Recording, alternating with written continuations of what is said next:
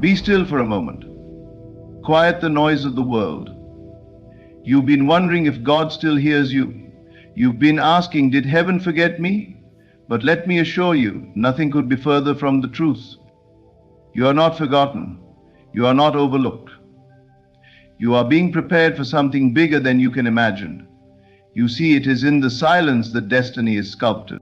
God is not absent in your waiting. God is strategic. What you call a delay is simply divine alignment. He is not punishing you. He is positioning you. You may not see anything changing, but let me tell you this. The invisible is far more active than the visible. The roots grow before the bloom. The foundation is poured before the palace is built. What's coming is so massive, it requires preparation.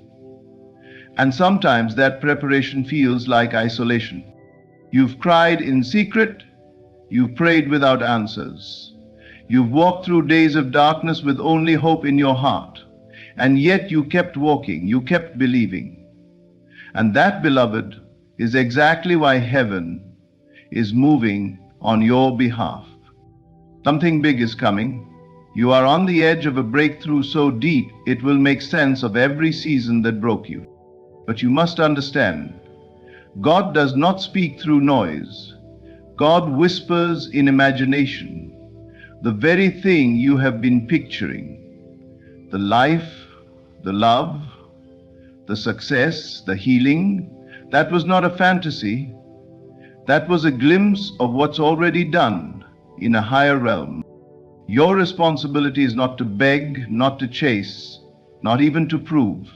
Your only job is to assume the feeling of the wish fulfilled, to walk as if the answer is already yours, to move through your day with the knowing that what you asked for has already been assigned to you. You are not waiting on God. You are becoming the version of you that can hold what you asked for. Listen closely. You are not the creator of blessings. You are the receiver of what already exists. The riches you desire, the relationships you dream of, the peace you long for, they are not being made. They are already yours in another dimension. Your inner state determines when they reach you in this one. The bridge between this moment and that moment is your assumption. Do not be fooled by what your senses tell you. Sight will lie, circumstances will deceive, but faith sees what is not yet visible and rests in the truth that it's already done. God has not forgotten you. He's remembered every whispered prayer, every tear you wiped alone, every quiet decision to stay kind when bitterness was easier. None of it went unseen. None of it was wasted. Something big is coming, not just a small shift, a complete rearrangement of your life. New doors, new people, new peace. And it will feel sudden, but it was never sudden. It was growing underground all along. So do not despair. Your job now is to dwell in the feeling of it. Rest in it. Give thanks as if it's already here, because it is. You are not forgotten. You are not behind. You are not broken. You are right on time for the biggest chapter of your story, and this time it will not be delayed. What feels like abandonment is often preparation in disguise. In the quiet moments when nothing seems to be happening, when your prayers feel unanswered and the path ahead seems foggy, that is where divine strategy is at work. The silence is not empty, it is full of answers being formed, doors being aligned, and you being molded into someone who can carry what you've asked for. The delay you fear is not a rejection, but a rearrangement, a recalibration of your timeline to fit a higher vision, one that you may not yet understand. You see, God doesn't rush things that are meant to last. If it's taking time, it's because it's meant to be deeper than what you expected. You're not being punished, you're being prepared. That longing inside of you, that deep desire, was planted on purpose. But before it manifests, you must become a match for it. And that's what this season is about. Think of it like a seed underground. There is no visible proof that growth is happening, but something powerful is unfolding beneath the surface. Roots are anchoring, expanding, reaching deeper into the unseen. That hidden work is necessary, because without deep roots, the plant will not survive the winds of the world. And you, beloved, are no different. The waiting, the silence, the long nights, they are shaping your spirit. They are making you unshakable. You are not forgotten. You are being forged. Sometimes we mistake God's preparation for absence, but in truth, heaven is most active when you feel the least in control. You are being stretched in ways that may be uncomfortable, but that stretching is making room for something bigger, greater responsibility, higher blessings, deeper peace, stronger alignment. What's ahead requires a stronger you, and that's what this moment is giving birth to. So hold on. Not with desperation, but with quiet confidence. Know that this season has meaning. It's not a mistake. It's sacred construction. When you look back, you'll see that everything you thought was delaying you was actually directing you. And what you thought was silence was divine orchestration. You are not being overlooked. You are being positioned for something that will not just answer your prayers, but exceed them. ChatGPT said, what you cannot see is often more alive, more potent, and more decisive than what stands before your eyes. While your physical senses might suggest that nothing is moving, that nothing is shifting in your favor, the truth is far more profound. God is at work in realms your eyes cannot reach. The invisible work is the most powerful because it is from the unseen that the seen is born. Everything that will ever manifest in your life begins in silence, in stillness. It is easy to trust what is tangible, the bank account, the diagnosis, the response, the outcome.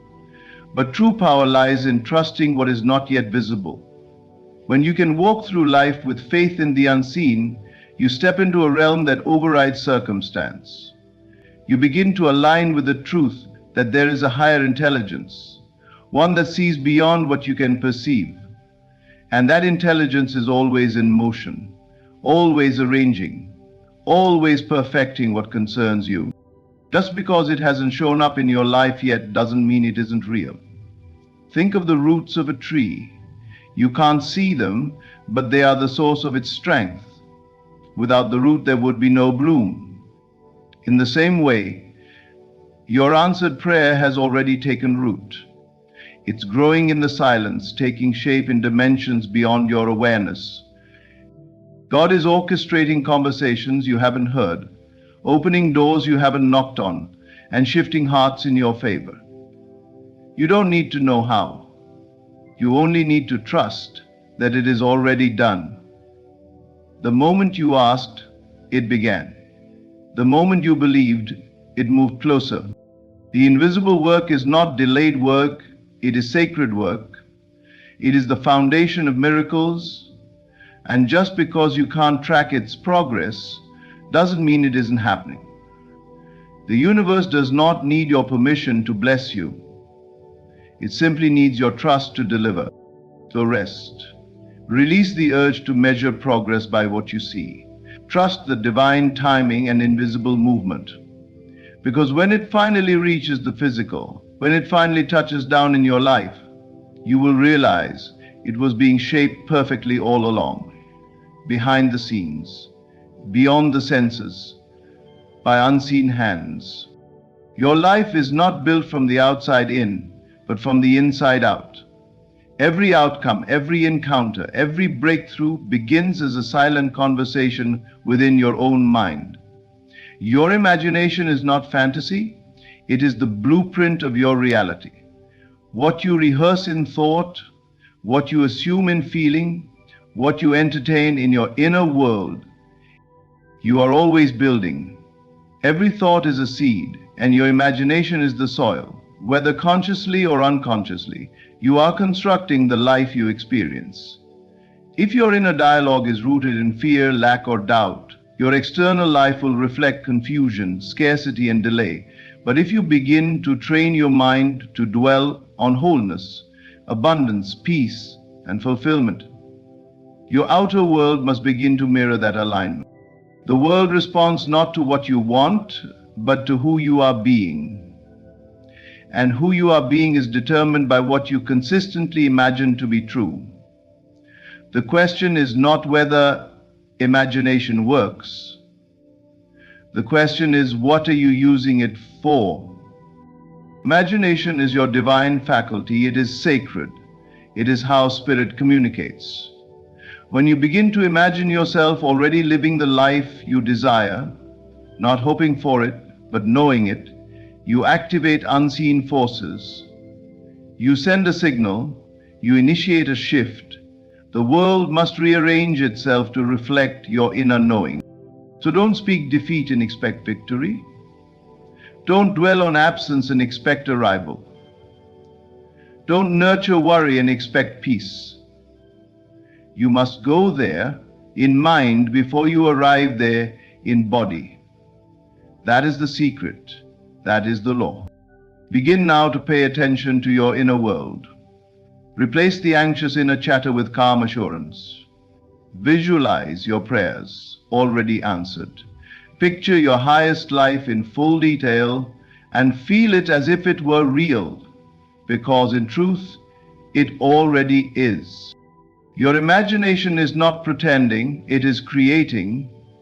Your inner state is a prophecy, and as surely as the morning sun rises, you will step into the world you have faithfully rehearsed in thought.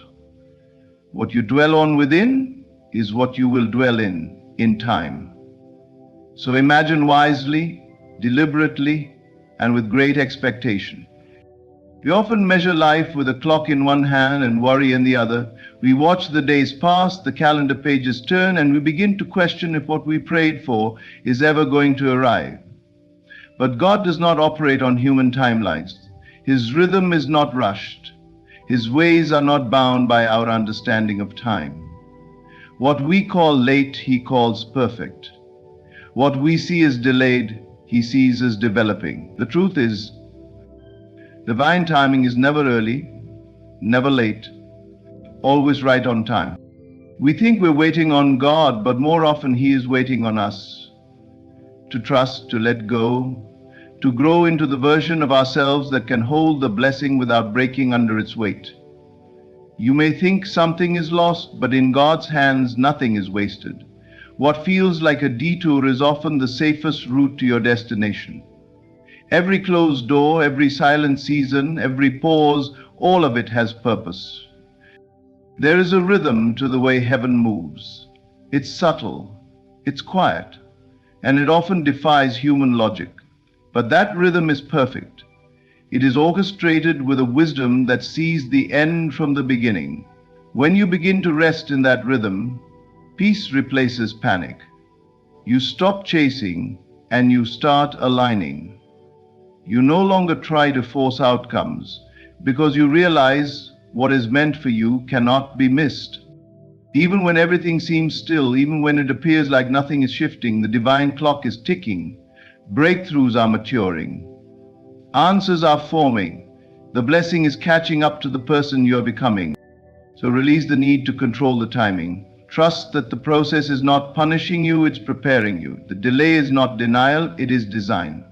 And when the appointed time comes, things will move swiftly, effortlessly, and without strain. You won't have to chase what's already yours by destiny. In divine timing, everything unfolds exactly as it should, not a moment too soon, not a second too late. Trust that rhythm, rest in it, and remember, you are not behind. You are being synchronized with something far greater than what your eyes can see right now. You are not the source of your blessing, you are the vessel through which it flows. Too often we carry the weight of trying to figure out every detail, fix every problem, and force every breakthrough. But the truth is, your role was never to make it happen. Your role is to become the version of yourself where what you desire can happen naturally, effortlessly, and inevitably. When you realize you're not the source, the pressure lifts. The need to control, to strive, to chase dissolves. You begin to align rather than attempt. The blessing is already assigned, already prepared. It's waiting for a prepared version of you, a version that no longer doubts, a version that believes without needing proof, a version that walks as if it's already done. Becoming that version is not about doing more, it's about being more surrendered, more faithful, more at peace. You are not responsible for the manifestation, only the mindset. Just like a radio doesn't create the broadcast, but tunes into the correct frequency, you too must tune into the version of you who already has what you've asked for. This is not passive waiting. This is active becoming. You are being shaped into someone who can carry the weight of answered prayers, someone who won't sabotage the blessing when it arrives, someone who will remain steady when the doors swing open. Stop trying to push the river. It flows by design. Trust that there is a higher intelligence orchestrating the how, the when, and the way. You don't need to hustle your way into a miracle. You only need to rise into the mindset where miracles become normal. Every time you feel the urge to control the outcome, remind yourself, I am the vessel, not the source. The supply doesn't come from you, it comes through you. And when you align your thoughts, your emotions, and your assumptions with the end you desire, the path unfolds. You are being refined, not denied. You are being expanded, not excluded. The blessing is already done in spirit, and now you are being tuned to receive it in form. So step back from the striving, release the urgency, and become the you who no longer questions if it's possible, because she knows it already is. Faith is not wishful thinking. It is not hope tied to fear. Faith is certainty, quiet, unwavering, and complete. It is the invisible bridge between where you are and where you are destined to be. You cross that bridge not by seeing the path, but by becoming the version of yourself who already stands on the other side. And that shift doesn't begin when your circumstances change. It begins when your mindset does. You must walk by assumption, not appearance. The world around you may still look unchanged. It may even contradict everything you've prayed for. But if you continue to measure your life by what your eyes can see, you will stay trapped in a cycle of waiting. The transformation begins when you assume it is already yours. Not someday, but now. Not if, but when. Not maybe, but already done. Faith doesn't beg. It doesn't plead. It embodies. It moves as though the promise is already fulfilled. It talks like it walks like it rests like it. And when you truly embody what you've asked for, the physical world must conform to match your inner reality. That's the law. What you accept internally must externalize in time. There's a reason it's called a bridge, because it connects the visible with the invisible. It's how you travel from the idea to the experience, from longing to living, from hoping to knowing. But here's the key. The bridge only appears when you stop doubting and start living in the end. The moment you decide this is already mine, the bridge forms under your feet. You don't need to know how it will happen. That's not your job. Your only job is to be it now, in thought, in feeling, in energy. Everything else will unfold to match that frequency. You cannot embody lack and expect abundance. You cannot carry fear and walk into favor. You must release the identity that doubts and step into the one that already knows. So walk boldly, speak gently, believe completely. The bridge is real, but only those who walk by faith will ever see it. Do not wait for confirmation. Become your own confirmation. And as you do, you will discover that the shift was never waiting on the world. It was waiting on you. You were never forgotten, not for a moment. Every delay, every silence, every hidden season was not the absence of God. It was the presence of purpose. While you were questioning, He was preparing. While you were waiting, He was working. And now, the time is drawing near. The invisible has been moving on your behalf, and something big is about to break through into your reality. You are not behind. You are not overlooked. You are not abandoned. You are being aligned with the greatest version of your life, one that reflects the faith you chose to hold when nothing around you made sense. This journey is not about force, but about flow, not about chasing, but becoming. You are not the one who makes it happen. You are the one it happens through. So continue to imagine boldly. Walk by faith, not by sight. Trust divine timing. Let go of the old identity and embody the end result now. Rest in the knowing that what God has spoken over your life cannot return void. His word is final and His plan is unfolding perfectly, powerfully, and precisely. You are the vessel. The promise is already done, and the breakthrough, it's already on the way. Thank you. My friend, let me reveal to you a secret so simple the mind may reject it, yet so powerful it governs all reality. You do not win the lottery by taking action. You win the lottery by listening, not to the world outside of you, but to the world within. For the external is merely a reflection, an obedient servant to the voice you honor internally. Sit quietly. Turn away from what your senses say. The numbers, the odds, the bank account. Ignore it all. Instead, begin to hear the sound of your wish fulfilled. What would it sound like?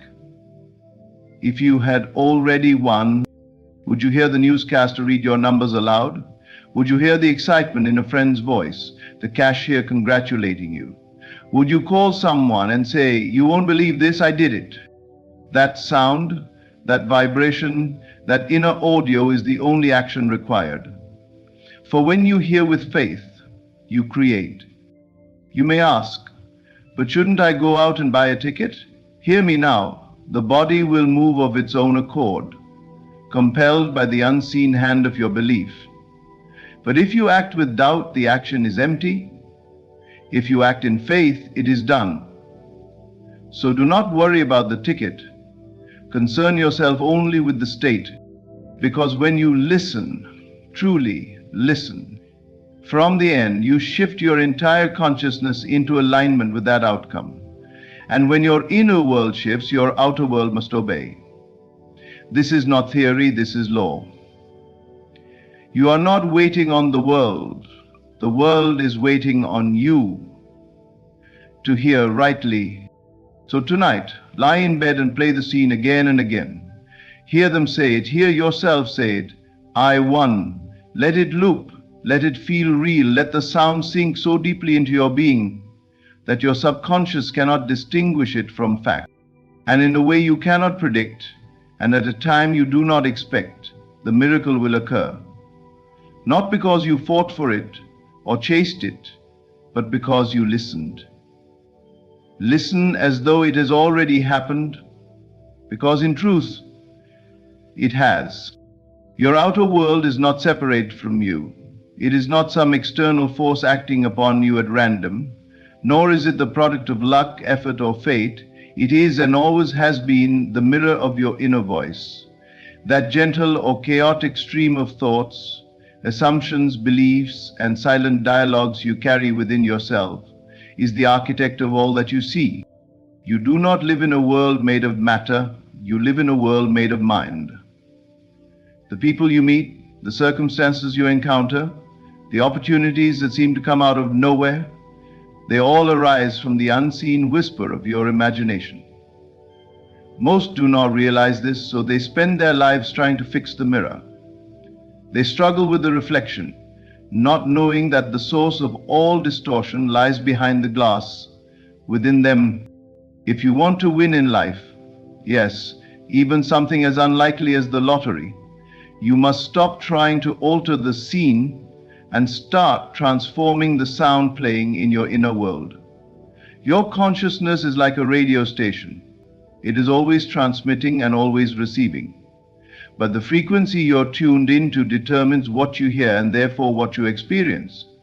If you're listening to thoughts of lack, doubt, and fear, you will only attract situations that reflect those states back to you. But if you change the frequency, if you begin to tune your inner voice to one of wealth, confidence, and certainty, you will start to see your world morph before your eyes. This isn't about daydreaming or pretending. It's about claiming what is yours by nature, the ability to assume a new identity within. And the moment you accept that your inner voice holds all power, you become free, free from effort, free from trying, free from chasing results in the world of shadows, because you now operate from the source. The lottery is not won in a store. It is won in the secret place of the soul. It is not the number that matters, but the consciousness of being someone to whom wealth naturally flows. To change your bank account, you do not need a second job. You need a new sound within. You must hear the world celebrating your success before the world ever knows it happened. So how do you begin? Quietly, with honesty. You listen to yourself, and then you listen for something greater. You ask, what have I been consenting to? What beliefs am I carrying like baggage in my mind? Have I allowed myself to be hypnotized by the so-called facts of the world?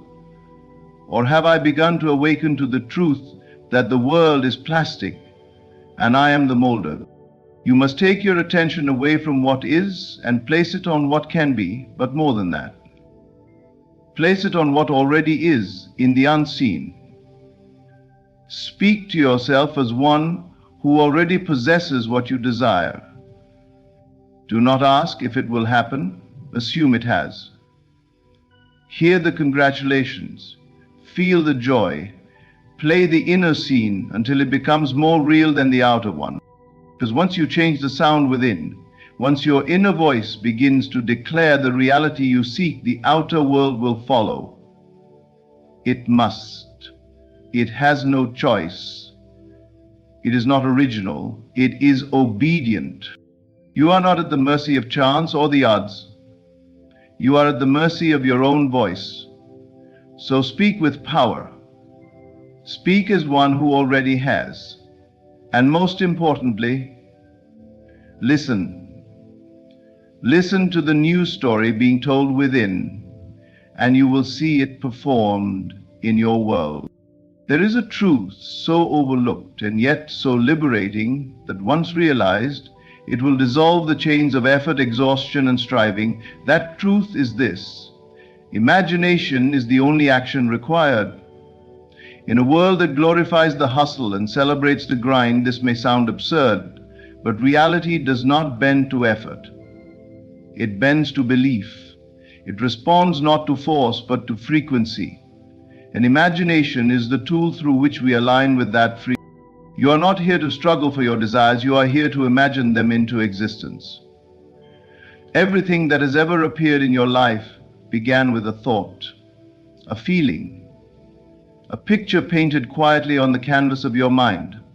And if you could trace any outcome, good or bad, back to its origin, you would find it was first formed in imagination.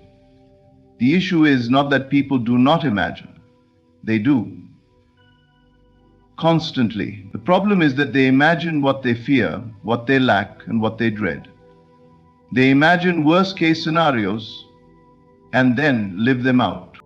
But you are now invited to use imagination deliberately, not as fantasy, but as creation. To win in life, you must go to the end. Not the beginning, not the middle, but the end, the fulfilled state.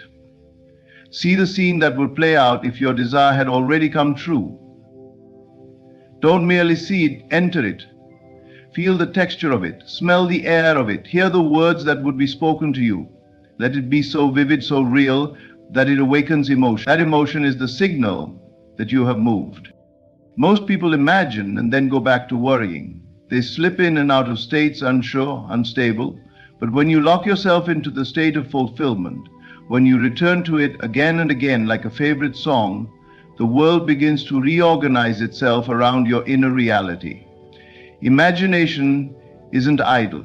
It is the most potent force in existence. It sets creation in motion. It summons the people, the circumstances, and the so-called coincidences that bring your desire to life. You may ask, but don't I have to do something? And I tell you, yes, you will act, but not as one trying to make something happen. Your action will be effortless, natural, and intuitive. You will be moved by the feeling within. And because your inner state is one of having already received, your steps will be guided without resistance. The action you take will not be for the purpose of achieving your desire, but as a natural expression of already possessing it. There is no need to force. The universe is not responding to what you want, it is responding to who you are. And who you are is defined by what you accept in imagination. If you see yourself as wealthy, successful, loved, and chosen, regardless of what your senses say, then that state must manifest. It is law. You do not need to push the river. You only need to step into its flow. Imagination is not escape. It is the workshop of reality. It is the sacred chamber where futures are born. And when you visit that chamber with consistency, with clarity, and with feeling, you place an unshakable command upon your world. A command that says, "This is who I am now." So stop chasing, stop striving. The prize is not outside of you. Close your eyes, go within. Dare to imagine what would be true if it were already yours. Rest in that vision. Return to it daily. Let it shape your speech, your posture, your decisions. And watch in quiet awe as the world conforms, not to your work, but to your inner knowing. Is not a wish. It is the seed, and once planted in faith, it must grow. Listening is not passive. It is not the absence of doing. True listening, spiritual hearing, is one of the most powerful acts of creation you will ever engage in. To listen from the end, as if the wind already happened, is to align yourself with a version of reality that already exists in the invisible. And by doing so, you call it into the visible. We often think of creation as action, lifting, pushing, striving, struggling, but the most effortless and effective form of creation begins in stillness. It begins in awareness. To listen from the end is to hear what would be heard if your desire had already been fulfilled. What would your friends say to you? What would you say to yourself? What tone would their voice carry? What excitement would fill the room? This is not imagination for entertainment. It is listening to a future reality until it becomes present within you. Listening from the end bypasses the need for evidence. It removes you from the world of waiting and places you in the world of knowing. It says, I no longer need to see it out there, for I have heard it within. And that hearing, once accepted, is the signal that creation has begun. The world cannot help but comply with the reality you consistently accept. But most people are not listening from the end. They are listening from the middle. They are waiting for results, listening for signs, reacting to what the world says instead of what their soul knows. They listen to fear. They listen to doubt. And in doing so, they amplify those frequencies until they materialize. You cannot tune into two stations at once. If you are listening to lack, you cannot receive abundance. If you are listening to delay, you cannot experience now. So the question becomes, what are you listening to? Spiritual hearing is a discipline. It requires you to turn down the volume of the outer world and tune in to the whisper of the inner one. It means you deliberately close the door on your senses and open the ear of your imagination. And when you do, when you truly hear what you would hear if your prayer were already answered, you enter the most creative state known to man. Creation is not about effort, it is about assumption, And the fastest way to assume a new reality is to hear it until it feels normal. Hear the congratulations, hear the joy in your own voice, hear the quiet knowing that says, of course it happened. It was always mine. And once you hear it clearly, once it no longer feels strange but natural, you have planted the seed. You do not need to beg, you do not need to chase, you only need to hear from the end. And hold that sound within you. Let it become your background music. Let it color your mood, your walk, your words. The world will not know why you seem different, but you will. Because you are no longer listening to the noise of the world. You are listening to the voice of fulfilled desire. And that voice creates. So stop listening to what is. Listen to what is becoming. Listen to what already is in the higher realm and bring it into form by your faith. This is not fantasy. It is law. You are not hoping for a miracle. You are aligning with one that already exists. You don't win by doing more. You win by listening better. The inner sound is the blueprint. When you hear the victory within, the outer world has no choice but to echo it. For life is nothing but the mirror of the sound you accept as truth. And the most sacred sound you can ever hear is the one that says, it is done. The mind always wants to know how. It craves steps, instructions, guarantees. But the creative process doesn't unfold through logic. It responds not to strategy, but to alignment. To detach from the how is not neglect, it is mastery. You are not responsible for the method. You are responsible for the inner state. And that state is determined by one thing, how you feel.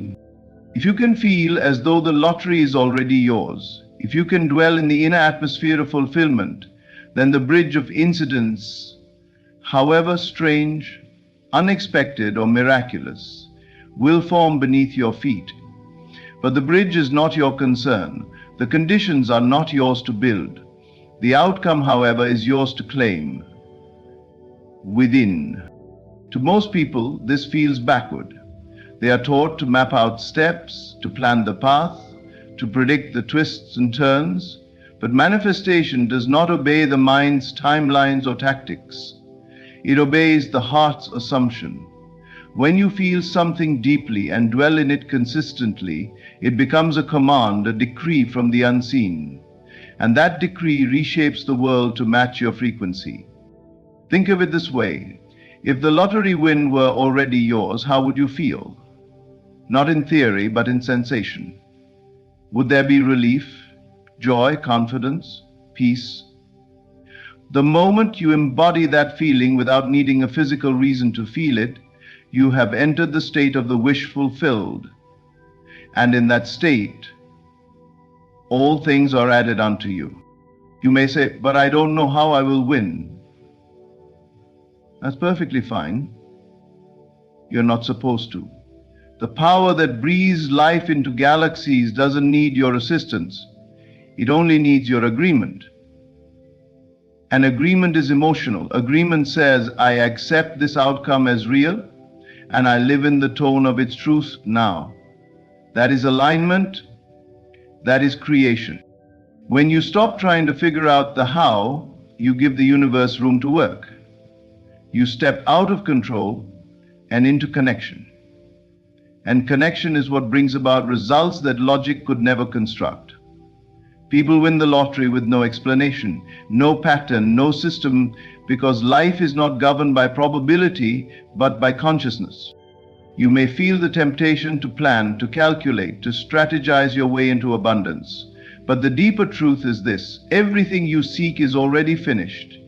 The outcome you desire exists now. It is not being built, it is. And your only task is to join it through feeling, to merge with it in silence, to rehearse the scene of celebration in your mind, not once, but until it feels natural, until the question when no longer haunts you because you've already received it inwardly. This isn't passive, it is power in its purest form. To feel rich without money, to feel chosen without applause, to feel victorious without proof. This is creation. The mind may resist, it will demand evidence, but the heart knows. The heart believes in what it feels before it sees, and that belief is the key. So take your attention off the how, it does not matter. Feel the gratitude, the joy, the awe, as if it is already done. Feel the congratulations in your own being. Hear the voices celebrating with you. See yourself holding the ticket, reading the numbers, smiling with full body knowing. Let your chest expand with the truth of it. Let it become so normal that you stop asking when. This is not pretending, it is possessing. And when you possess it inwardly, the outer world, by law, must echo the claim.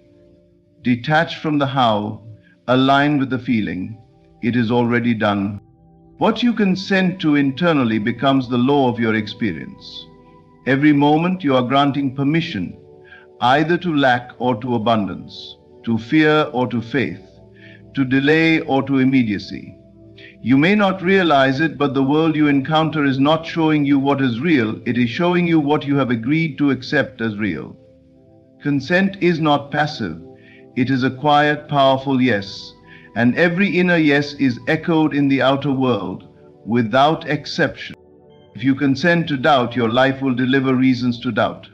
If you accept delay as inevitable, your reality will stretch and stall, matching your internal timeline. If you believe something is too hard, too unlikely, or too big, then you've told the universe, this is not mine, and it responds accordingly. You may think life is resisting you, but in truth it is obeying you. You are not a victim of circumstance, you are the author of it. This is not a matter of positive thinking, it is a matter of spiritual authority. You are the operant power in your world, and the signal you broadcast through your inner consent is the magnet of your life. You cannot agree to poverty in thought and expect wealth in form. You cannot entertain conversations of failure, rejection, or scarcity and then wonder why your experience feels so heavy. What you allow yourself to dwell in is what you welcome. But here lies your freedom. Because just as you can consent to limitation, you can also consent to liberation. You can accept ease instead of struggle. You can agree with the idea that things come quickly, that you are already chosen, that money, love, and success are natural to you. And the moment you do, the world begins to shift, not because it changes first, but because your inner atmosphere has. The outer must reflect the inner. That is law. This is why the change must begin in silence. You close your eyes, not to escape the world, but to tune in to the real one, the one governed not by circumstance, but by conviction. You rehearse the feeling of already having it. You hear the compliments, the affirmations, the laughter that follows good news. You nod in agreement with the reality that says, yes, I've won, it's mine, and that nod, that sacred yes, is a contract. The world will fulfill it. You must become radically aware of what you are consenting to throughout your day. Are you entertaining stories of delay? Are you nodding along with the voice that says it's too late, too difficult, too far away?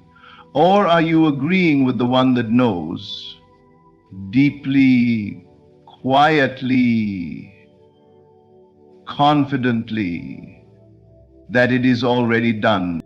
Consent is choice. It's not about what shows up in your life right now, it's about what you accept as possible. And possibility bends toward belief. Say yes inwardly to wealth, and watch how quickly things rearrange.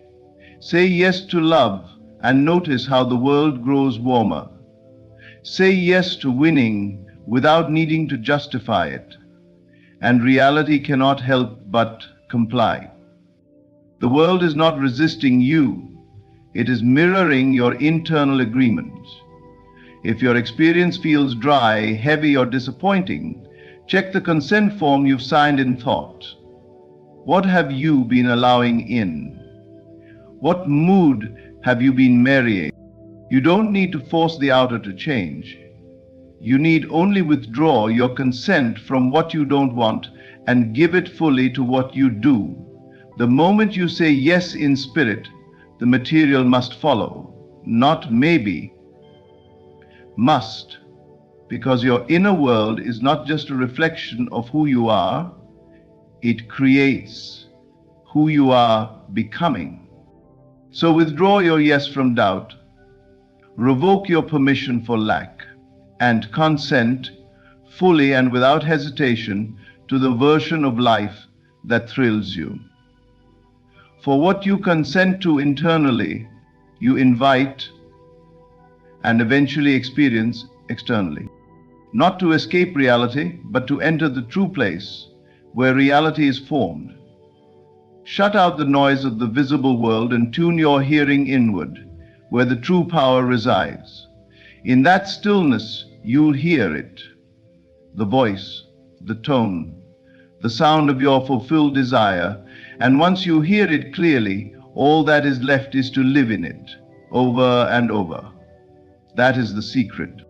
There is a sound to success, a sound to joy, a sound to victory.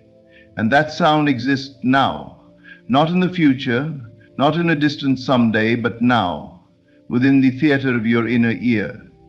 Most people are waiting for the outer event before they allow themselves to hear it. But those who create, those who manifest with ease, are not waiting. They listen first. They listen now. And they remain in the sound of fulfillment until the outer must conform. Close your eyes and hear your name being called. Hear the words, "You did it. You actually won. I'm so proud of you." Let them echo not as fantasy, but as fact. Let the tone be real, rich with emotion, steeped in authenticity. Don't imagine flat words, imagine the feeling behind them. Hear the tears of joy, the laughter, the disbelief turned into wonder. Hear your own voice say, "I knew it. I always knew this was mine."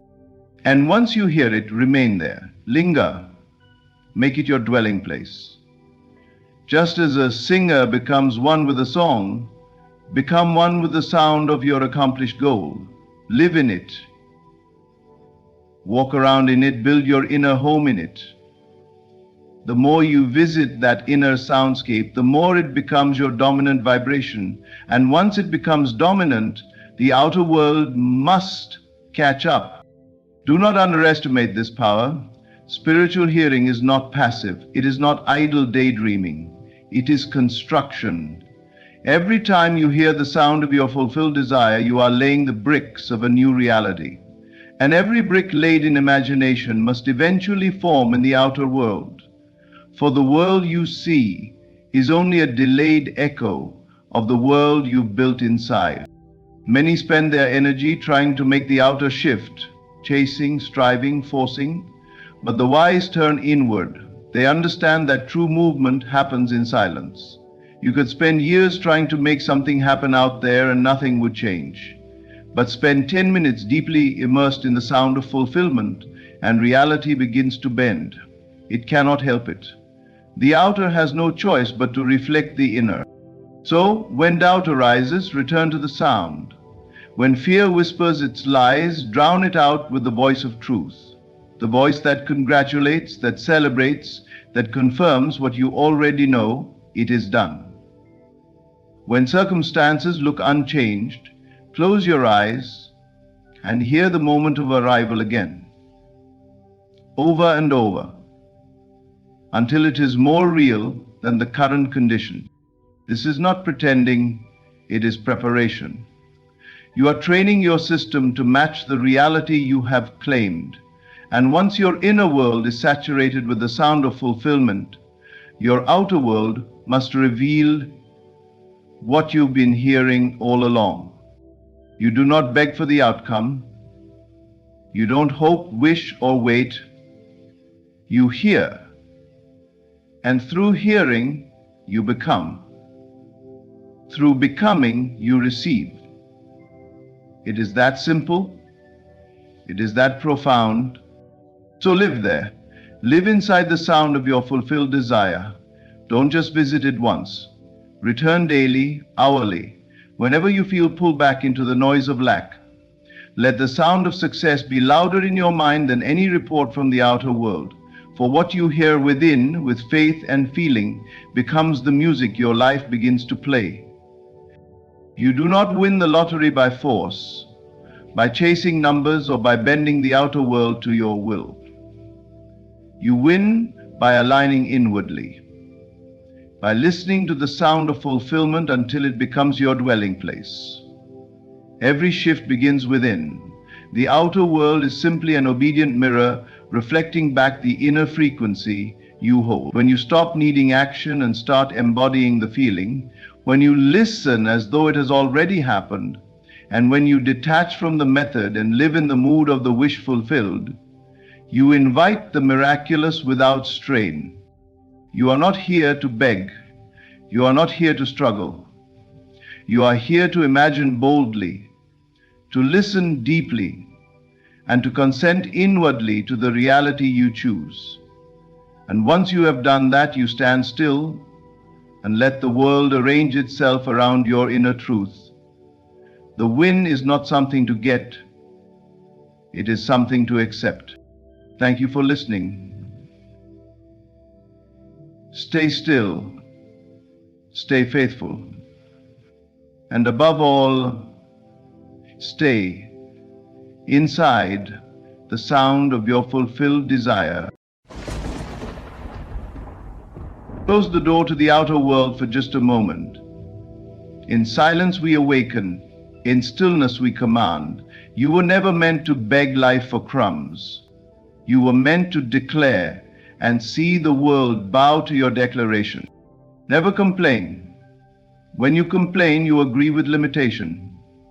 You tell the universe, I accept this. But the truth is, your acceptance is the only thing keeping it alive. Complaining feeds the illusion.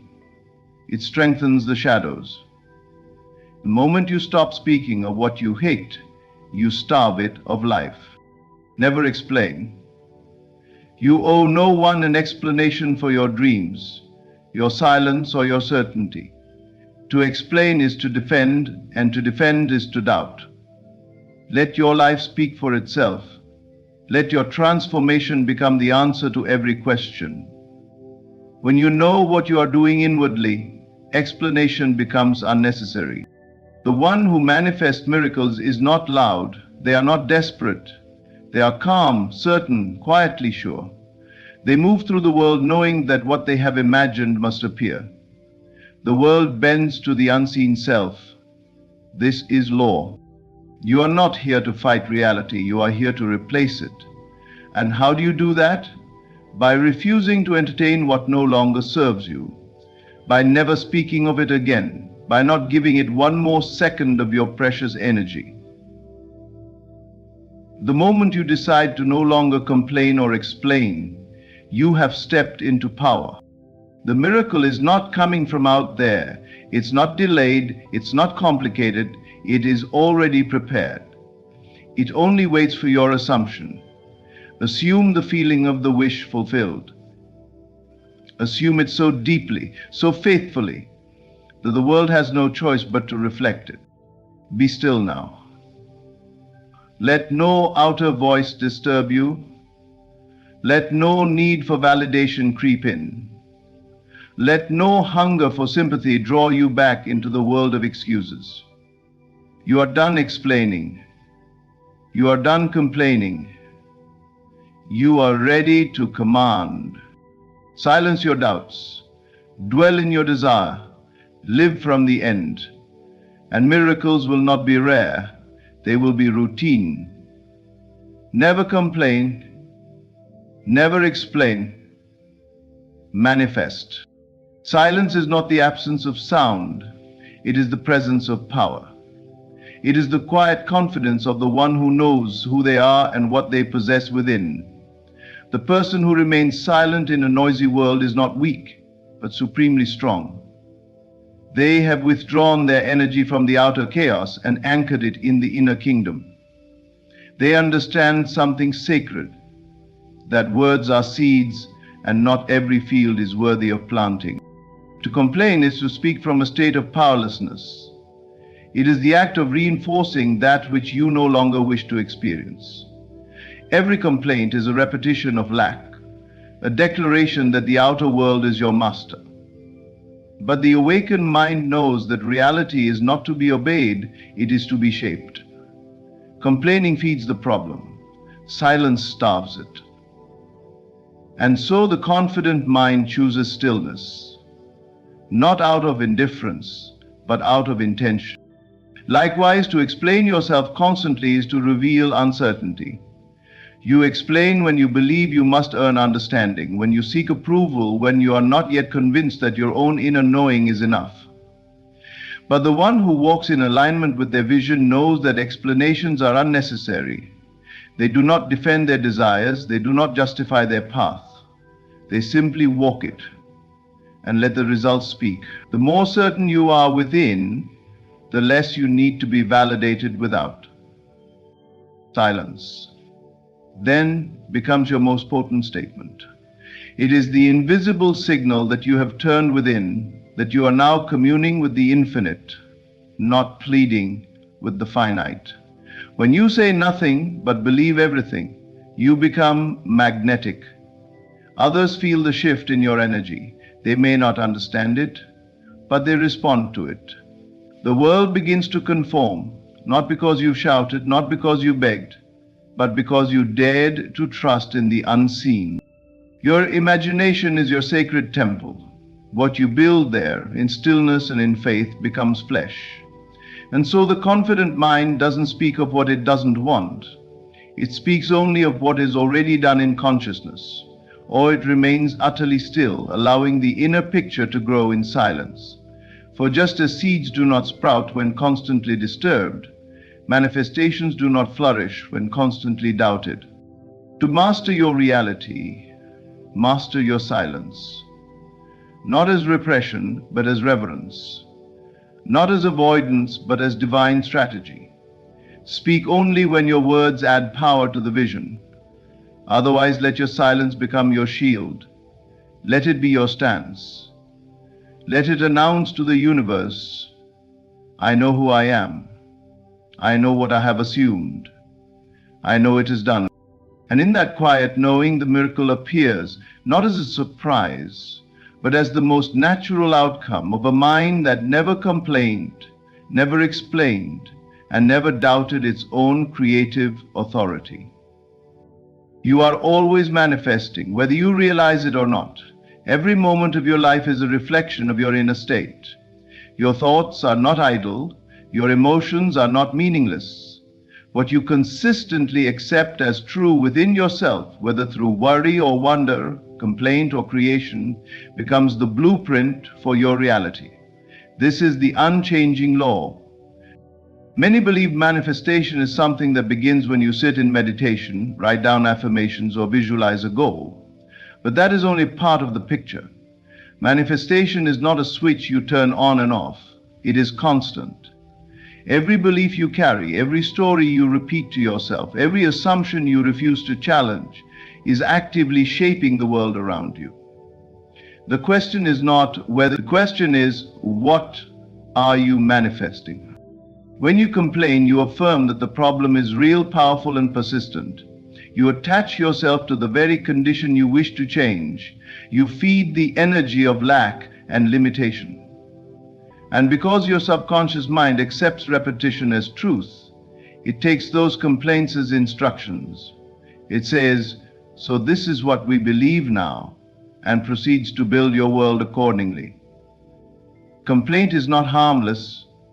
It is creation in disguise, and it creates precisely what you do not want. But when you choose to create,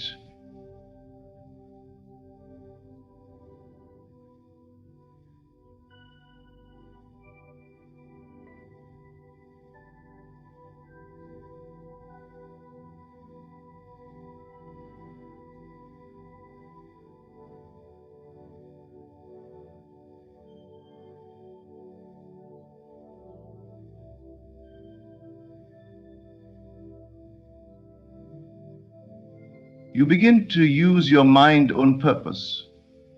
You shift from reality to intention, from fear to faith. But when you choose to create, you begin to use your mind on purpose. You tap into the real power. You begin to use your mind on purpose. You shift from reality to intention. You shift from reality instead of to field.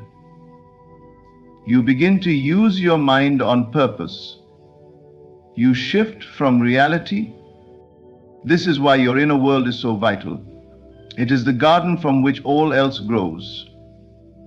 If you fill it with weeds of worry, weeds will appear in your outer life.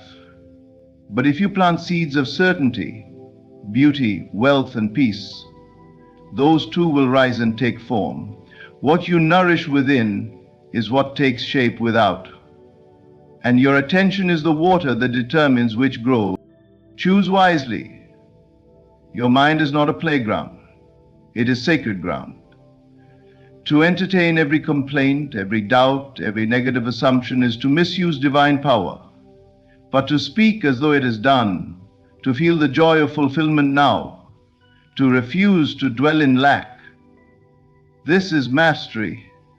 This is living deliberately. You manifest not by force but by faith, not by effort but by assumption. And the universe is not judging what you want. It is simply mirroring what you persistently believe. So watch your inner conversations. Notice the stories you tell. Are they leading you toward what you desire or anchoring you in what you fear? Every thought is a seed. Every feeling is a command. Every assumption is a silent prayer. You are always manifesting. And the life you live today began in the thoughts you entertained yesterday. Choose now with purpose, and tomorrow will reflect the wisdom of that choice. Explanation is for the unbelieving. It is the language of doubt, the gesture of someone trying to be convinced by others because they have not yet convinced themselves. But once you truly believe, once you have seen the desire in your mind's eye and accepted it as real, there is no urge to explain.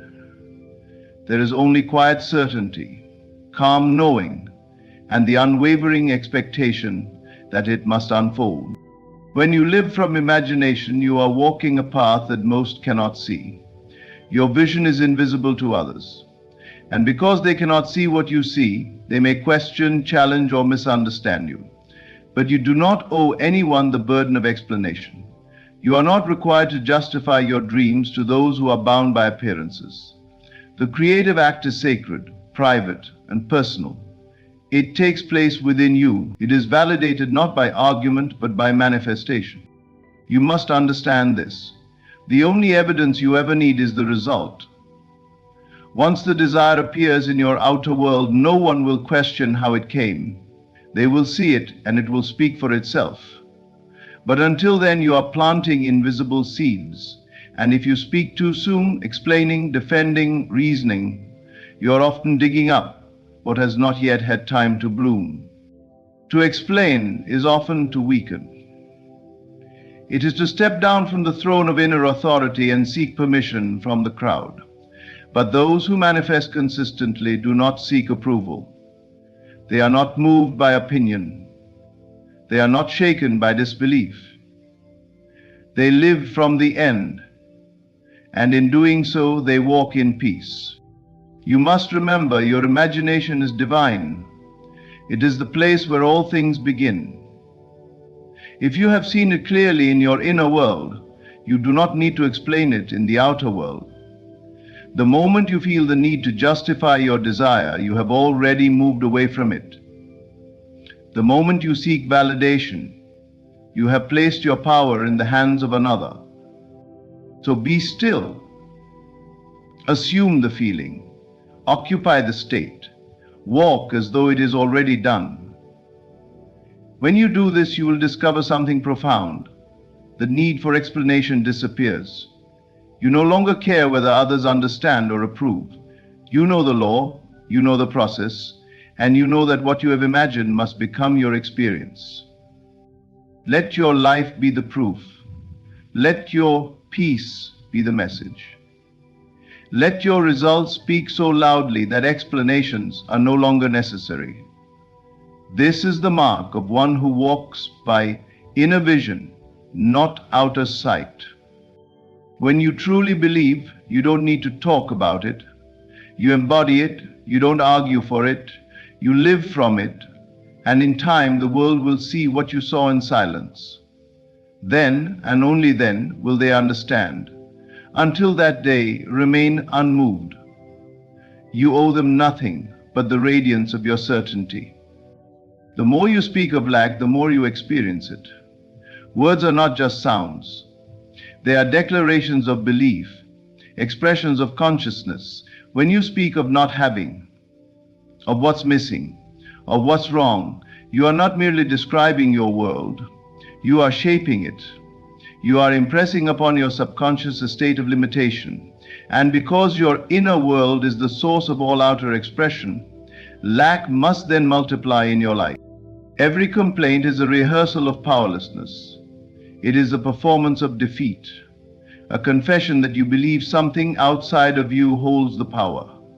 When you complain, you are saying, "This condition is greater than I am.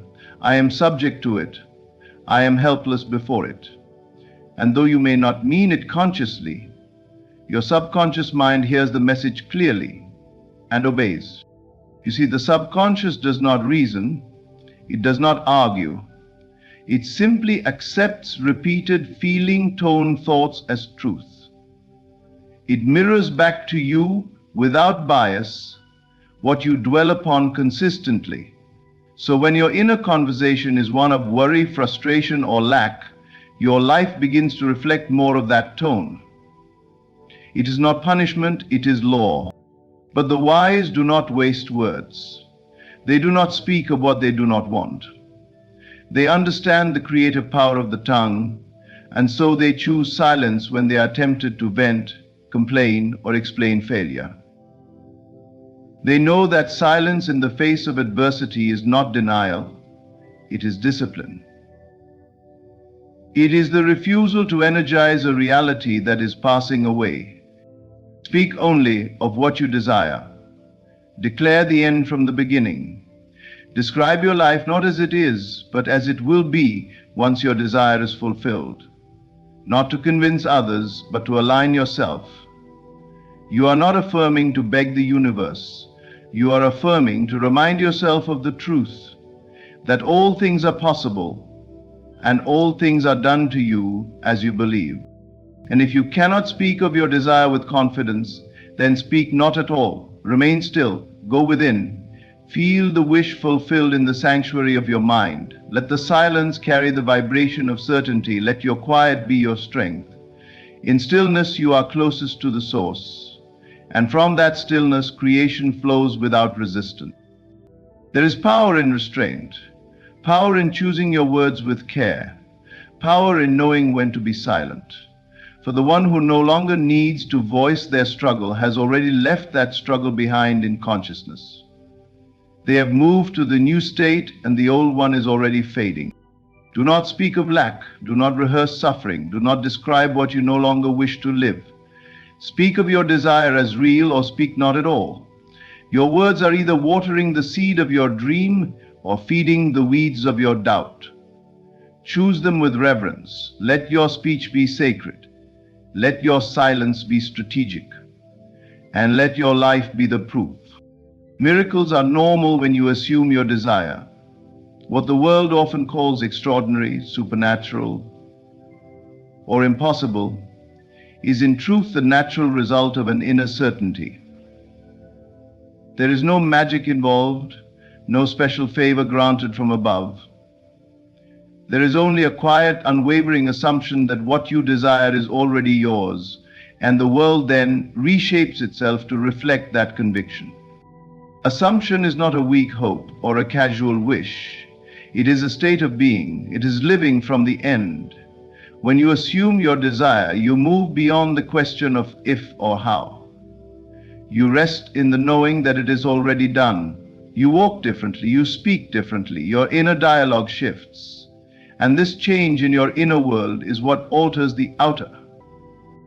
To the one who doubts, the fulfillment of desire seems like a miracle. They say, "How did this happen? How is it possible?" But to the one who understands the law, it is the most natural thing in the world. It could not have happened any other way. The assumption of the wish fulfilled plants a seed in consciousness, and consciousness, being the only creative power, must bring it forth.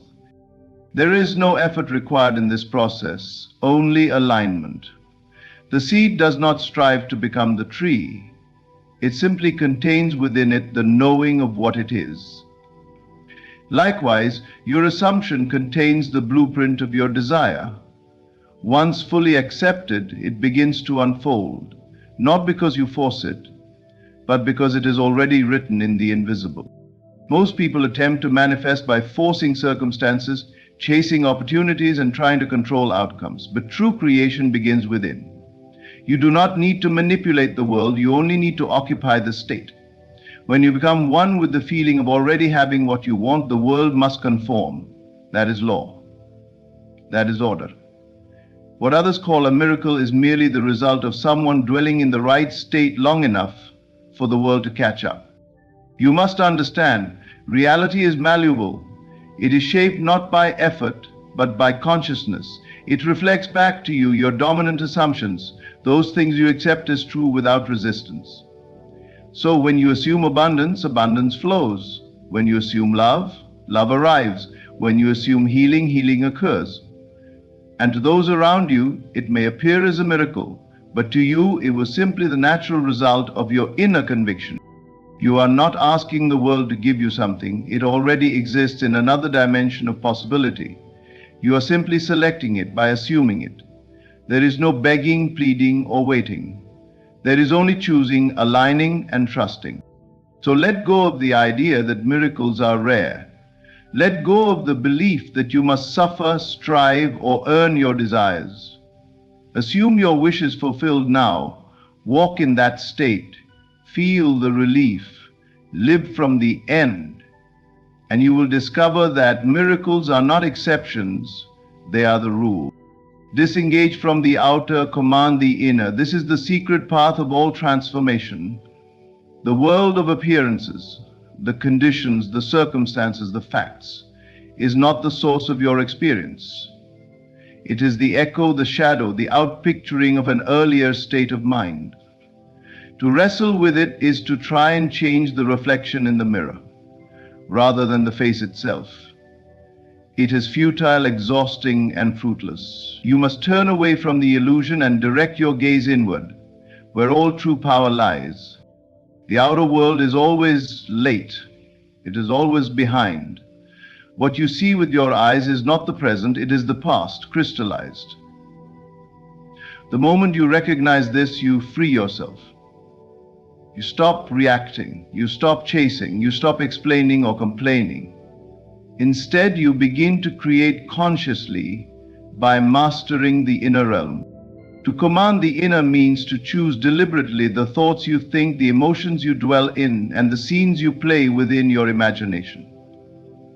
It means holding firmly to your vision in the face of contradiction, not because you are stubborn, but because you understand that what shall be already is, in the unseen, in the eternal, in the imagination. And if you persist there, the outer must conform. When you invest attention in what shall be, you are not escaping reality, you are creating it. You are moving from the temporary to the permanent, from the visible to the cause. It is not denial of what is, it is transcendence of it. You acknowledge what is happening, but you refuse to let it dictate your inner world. You choose instead to dwell in the unseen state of fulfillment, and in time the outer must catch up. There is great power in withdrawing attention. Where your focus goes, energy flows, and if you continue to stare at problems, they grow. But if you turn within and dwell on the solution begins to manifest. This is not wishful thinking, it is alignment with the law of consciousness.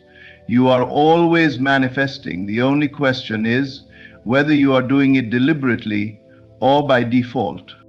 Disengagement is not inaction. It is inspired non-reaction. It is the deliberate choice to no longer be a victim of appearances. It is refusing to let the outer world define your mood, your belief, or your identity. You step into your role as creator and withdraw from the drama of conditions. Commanding the inner is quiet work. It is done in solitude, in silence, in the stillness of your heart and mind. But though it appears subtle, it moves mountains. The world bends to the one who is unmoved by it. Creation begins the moment you stop reacting and start assuming. So stop wrestling, stop explaining, stop worrying. Turn within. See the desire fulfilled. Feel the relief of already having. Walk in that inner conviction. And as surely as the sun rises, the outer world will follow. It must, because it is only ever a reflection of what lives within you. When you no longer complain, no longer explain, and instead choose to quietly assume your desire is already fulfilled, you rise above the illusion of lack, fear, and doubt. You become still, not because you are passive, but because you now understand that creation begins in silence. In that silence, you no longer react to the outer world, you command the inner one, and from that inner command, miracles flow. What the world calls supernatural is nothing more than the natural outcome of a disciplined mind. You no longer beg for change, you become the change. You no longer seek permission, you walk in authority. You no longer explain your vision, you live it. That is true power. So remember this: never complain, never explain, manifest miracles. Let your results speak for you. Let your silence build worlds. Let your assumption become your experience. Thank you for listening. My friend, I am not here to tell you to work harder, to try your luck, or to calculate probabilities. I am here to tell you that you don't need to do anything except listen. Just once, just with your whole self. Close your eyes, if you will, and imagine for a moment that the numbers have already been drawn. The crowd is quiet, the air still, and there your numbers are called. Not one missing, not one out of place. The ticket is in your hand, you knew it. You expected it. Dilate. That feeling is the power that moves the universe. You do not win the lottery by hoping. You win by knowing. You win by assuming the end and dwelling in its certainty. The moment you feel yourself to be the one who has already won, the world begins to reshape itself to meet you in that truth.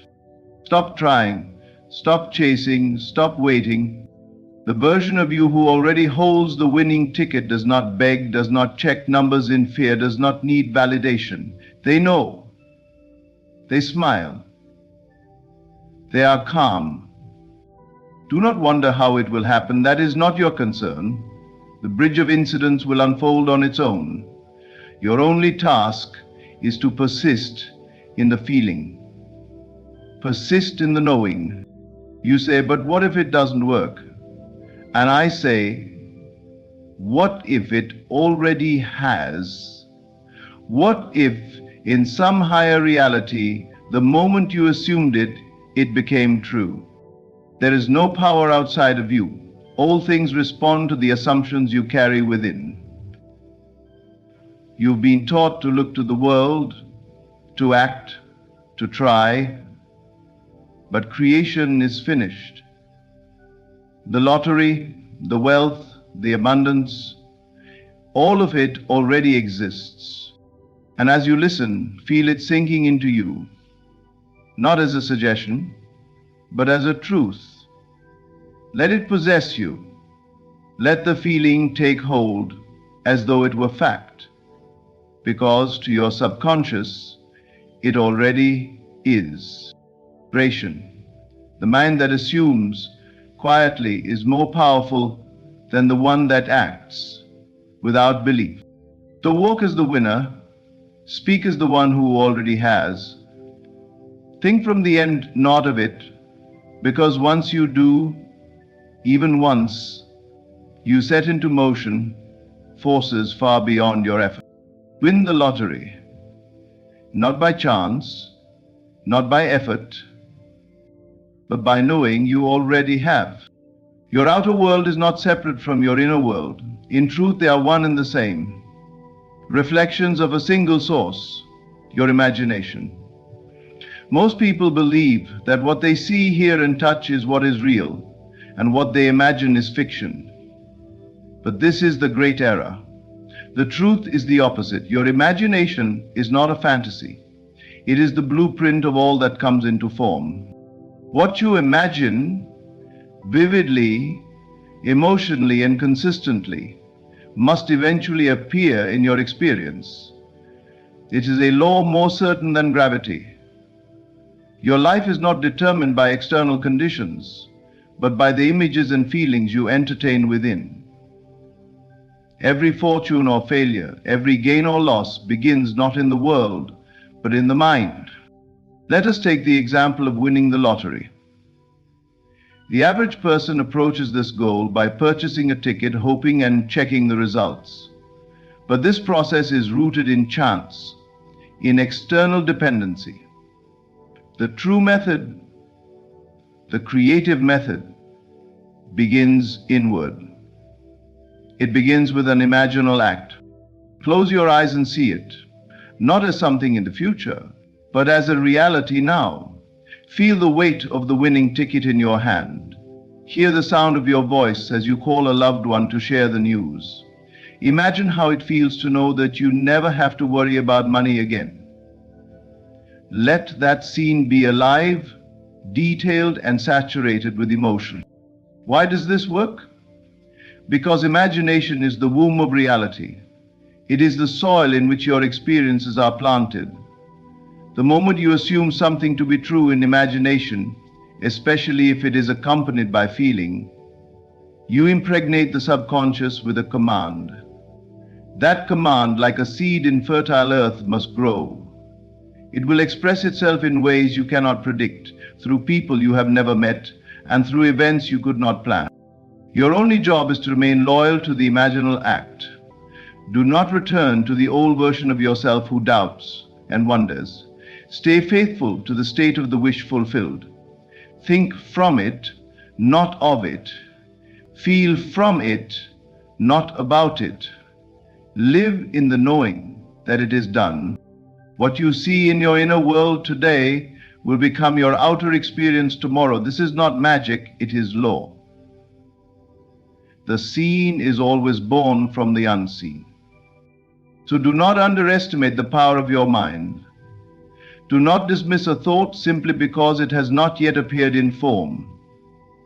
Your imagination is not limited by time, logic, or effort. It is divine, and it creates without resistance. Remember, if you can see yourself as the winner in imagination, not just as a daydream, but as a felt reality, the universe is compelled to mirror that truth. Live from the vision.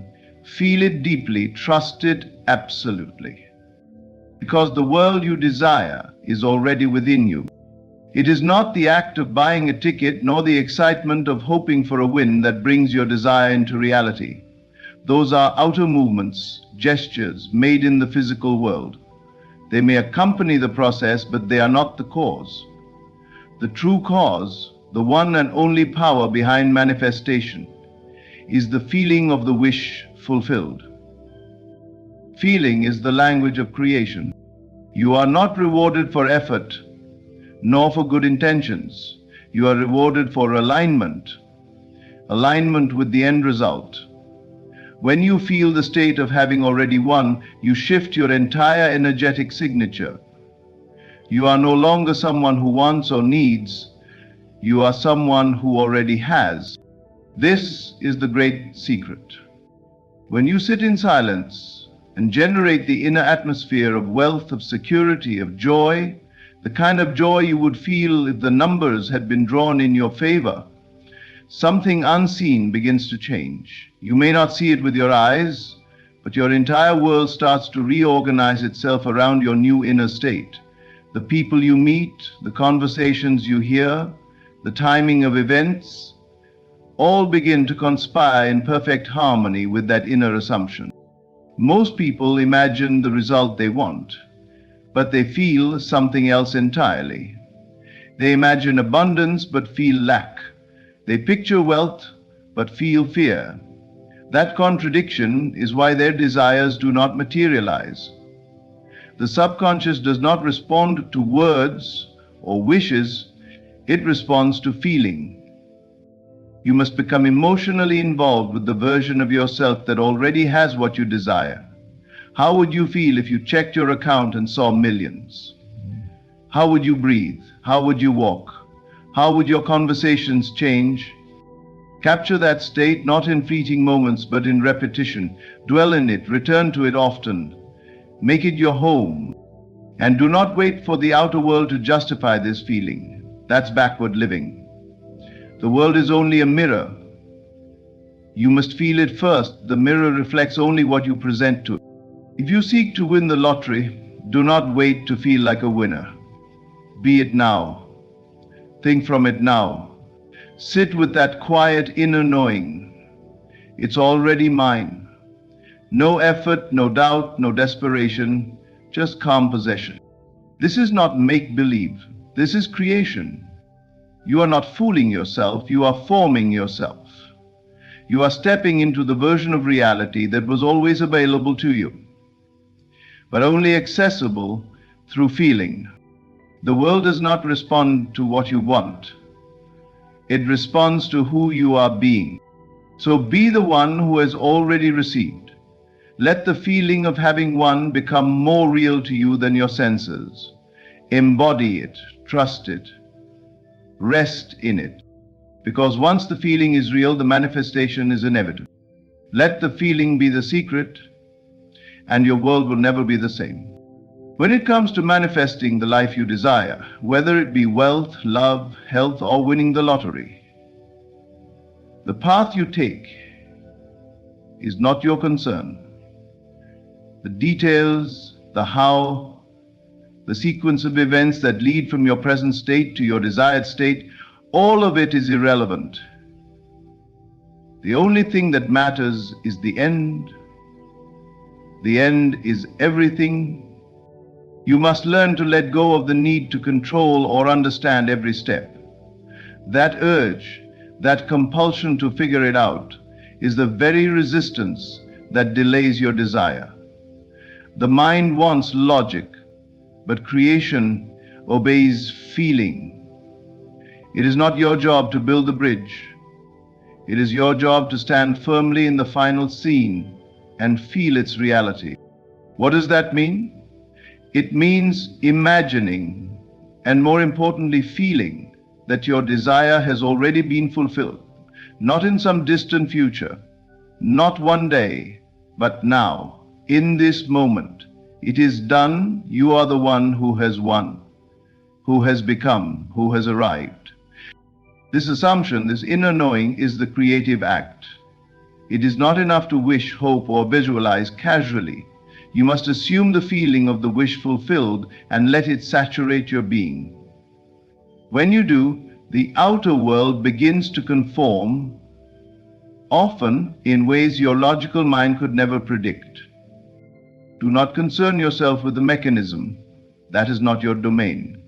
The subconscious mind, the infinite intelligence that governs all reality, knows exactly what to do and how to do it. Your task is singular and simple. Dwell in the end. Suppose you wish to win the lottery. Ask yourself, what would the end feel like? Would you feel peace, excitement, gratitude, relief? Let that feeling wash over you. See yourself celebrating, holding the check, hearing the confirmation. Let it be vivid, but more importantly, let it feel natural. When you occupy the state of the wish fulfilled, you are no longer seeking. you are receiving. You are no longer hoping, you are knowing. This state of being emits a frequency that aligns you with the version of reality where your desire already exists. It draws people, situations, and synchronicities into your life, not by chance but by law. And when doubt arises, as it often does, remind yourself, the end is already mine, I don't need to know how. Each time you return to the end, you water the seed of your creation. Each time you feel it real, you strengthen its roots. There is great power in simplicity. Do not complicate the process. You do not need to ask, chase, plead, or push. You only need to persist in the end. Let that end be so real in you that the world has no choice but to mirror it. So breathe deeply and rest in the feeling that it is done. You don't need to figure it out. The end is all that matters, and the end is already yours. The world teaches you to try harder, hustle more, do more, become more. It teaches that effort equals worth and struggle is the price of success. But in truth, what you chase, you push away. What you pursue, you declare you do not yet have. And so it stays distant. The secret is not to try. The secret is to be. You are not meant to fight for your desires. You are meant to assume their reality. The moment you stop chasing and start being, everything begins to change.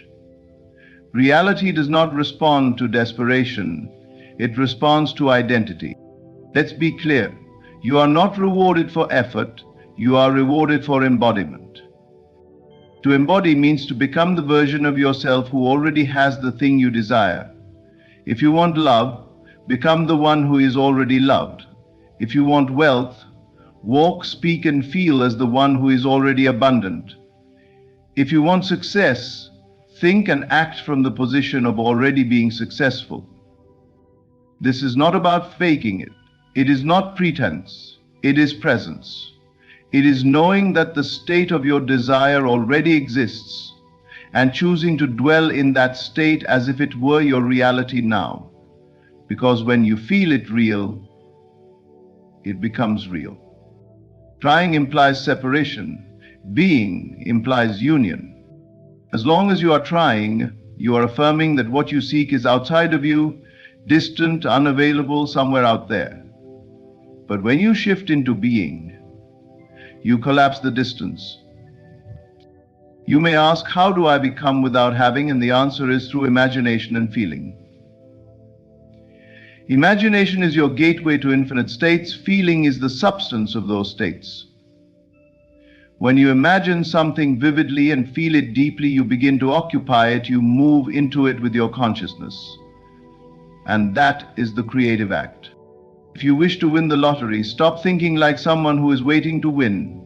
Stop acting like someone who needs the win to feel complete. Instead, embody the mindset of the winner. How would you feel waking up tomorrow with millions in your account? How would your posture change? How would your inner dialogue sound? Dwell there. Your outer life must conform to the inner truth you live by. It has no choice. Reality is a mirror. It reflects not what you want, but who you are being. So stop trying, stop efforting, stop searching outside. You are not here to struggle into alignment. You are here to remember that you already are. Become the version of yourself who no longer wants, because they already have. Let that version be your resting place. Let it be your default identity. Because once you stop trying and start being, the world will rise to meet you where you already are. You don't chase the outcome. You attract it by being it. There is one golden law that governs all manifestation. What you assume to be true and persist in will harden into fact. Not once, not sometimes, but always. The key is not force. It is not labor. It is not physical effort. The key is sustained belief, unwavering, quiet conviction in the unseen. It is the repetition of inner knowing, not outer striving, that reshapes your world. Your senses are servants, they are not masters. And yet, most people live bound to what their eyes show, what their ears hear, what their current conditions whisper. They assume their reality is fixed, when in truth, reality is fluid, malleable, obedient to assumption. You must learn to hold fast to your inner vision, even when the outer world contradicts it. You must live from the end, even when your bank account, your relationships, or your body say otherwise. This is the great discipline, the ability to persist in the assumption that what you have imagined is already yours. Suppose you desire to win the lottery. Do not ask how, do not worry when. Instead, create the end scene in your imagination. Feel it real. Taste the excitement, the freedom, the security, and then persist. When doubt creeps in, return to the state. When fear whispers it's not working, reaffirm it is already done. Let no outer fact override your inner truth, because the world you see now is but the residue of former thoughts. It has no authority over the new creation you are now imagining. Persistence does not mean struggle. It means faith, not blind faith, but conscious, chosen faith in the unseen reality you are birthing. Every time you return to the assumption, you deepen the groove. You train your subconscious mind to accept it as real. And the subconscious, the builder of your world, never fails to construct what it has accepted as true. You may not see instant results. You may not feel any shift for days or even weeks. But do not be deceived. The seed is planted. The gestation is underway. And if you do not disturb it with doubt, with fear, with contradictory thought, it will bloom. Be still in your knowing. Live as though it has already happened. Speak less of your desire and more from your desire. Walk in the world as one who already has. Smile not because you're hoping, but because you are certain. Remember, you are not manifesting through repetition of action, but repetition of assumption. So keep returning to the feeling, keep revisiting the end, keep choosing the state again and again until it becomes your dwelling place, not as a guest, but as a resident. Reality is clay in the hands of your belief, and the one who persists in the assumption, no matter what appears, will see the invisible become visible with absolute certainty. Hold the vision. Refuse to let it go, because what you assume and persist in becomes. Listening is far more than a passive act of simply hearing sounds around you. True listening is an active, deliberate practice, a conscious reception of words, ideas, and feelings that deeply impress upon your subconscious mind. It is in this sacred space of conscious listening that creation is born, and your world begins to change. When you listen consciously, every word you absorb becomes a seed planted in the fertile soil of your subconscious. The subconscious does not distinguish between reality and imagination, between spoken truth and silent belief.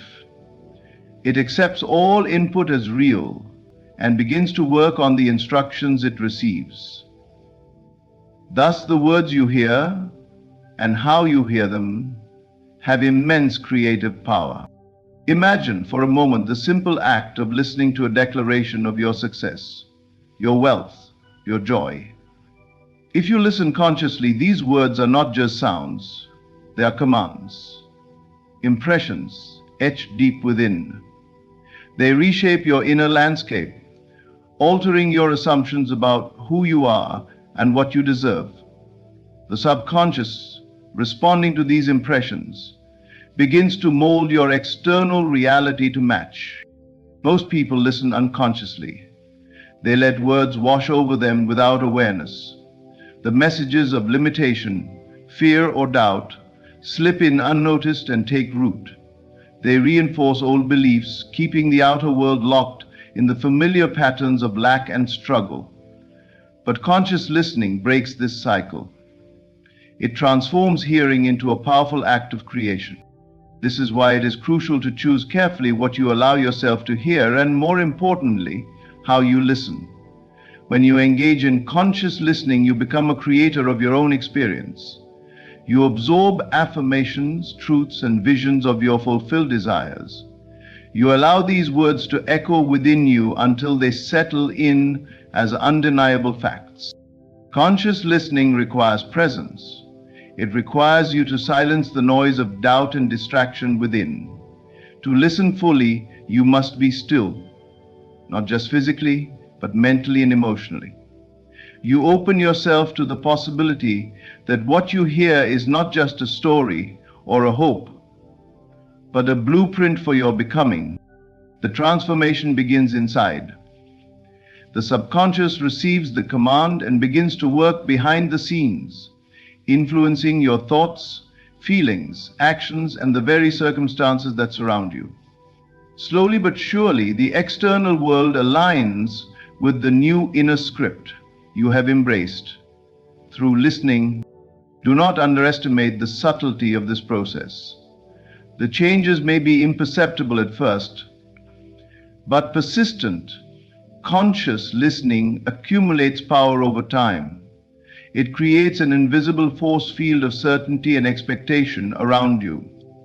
This force field draws to you the people, opportunities, and synchronicities that embody your new reality. In essence, conscious listening is a form of prayer, meditation, and declaration all at once. It is your dialogue with the infinite intelligence that governs all things. Every word you allow to sink deeply becomes a call to that intelligence to respond. So today, choose to listen consciously. Tune your inner ear to the words of your desired reality. Receive them fully. Let them take root in your heart and mind. Command your world to shift, not through force, but through the quiet, powerful act of conscious listening. Because when you listen consciously, you do more than hear, you create. And creation always begins with listening. As we come to the close of this message, remember this profound truth. The power to create your reality lies not in frantic effort or chasing outcomes, but in the quiet, unwavering assumption that what you desire is already yours. Through imagination, feeling, persistence, embodying your fulfilled state, and conscious listening, you align yourself with the unseen forces that shape your world. Trust in this process. Rest in the certainty of your fulfilled desire. Let go of doubt and surrender to the knowing that the end is already done. When you stop trying and simply be, when you persist in assumption and listen consciously, you become a living magnet for the reality you seek. Thank you for allowing yourself to receive these words today. May you walk forward with calm confidence, knowing that the universe responds not to your struggle, but to your state of being. Your victory is already yours. All that remains is to feel it, believe it, and live it. Thank you.